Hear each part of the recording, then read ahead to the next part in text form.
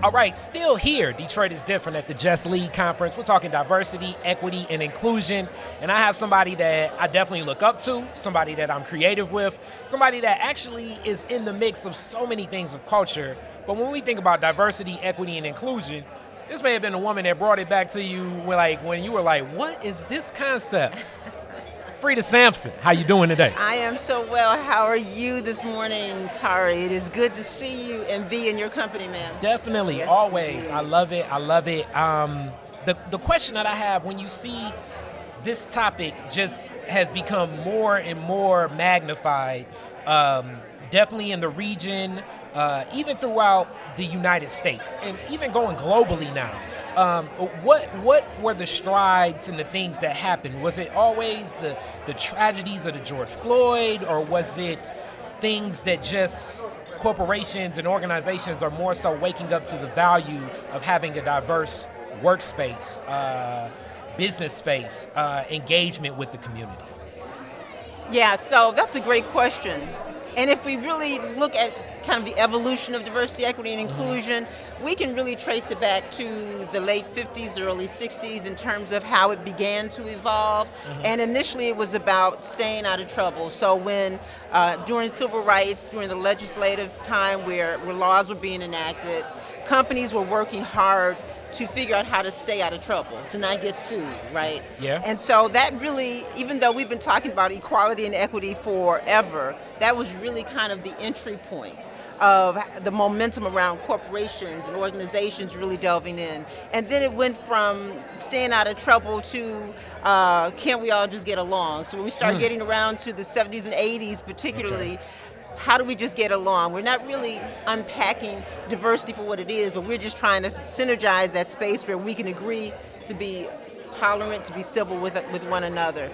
And then as you kind of evolve forward, we find ourselves in this current place of understanding that the business case is more than the business case, that it's indeed an imperative. It's a part of kind of how we look forward from a global perspective, where we're connecting head, heart, and hand. And so businesses are clear. Data has consistently driven us to that understanding that without equity and inclusion, diversity is not sustainable. So you can bring in a bunch of different type of cultures and identities into a space, but if you are not working intentionally to create an equitable space, to create a space where inclusion is the core of the organizational culture, it won't be sustainable. And so yes, the thrust of the tragic murder in front of our eyes of George Floyd really enacted for many organizations and companies a different urgency. They knew, we knew, right? But the urgency was upgraded significantly because of that tragedy. And now we're in this space where millennials and Zers are saying, I'm not going to work for a company that doesn't have a progressive equity and inclusion, a justice and belonging agenda with a clear mission statement. And that has also driven the workforce because the generations coming in are saying, I'm not going to work for you if you don't see this as a value and speak to it as such. And that's deep, being that you've seen this evolution over time and been present. Like when we think of this region, Detroit, Southeast Michigan, what are some of the things that you like that you're seeing? And then also the flip side, what are you not liking that you're seeing? You know, so some of the things that I like that I'm seeing generally within the framework of why we're here today, yes, is certainly that more corporations are poking at it, are looking at it, are engaging what it means to be an equitable company, to be an equitable workspace, a culture of inclusion. What I'm still anticipating and hopeful that will occur is that it does not become a space of lip service, because we know that can happen.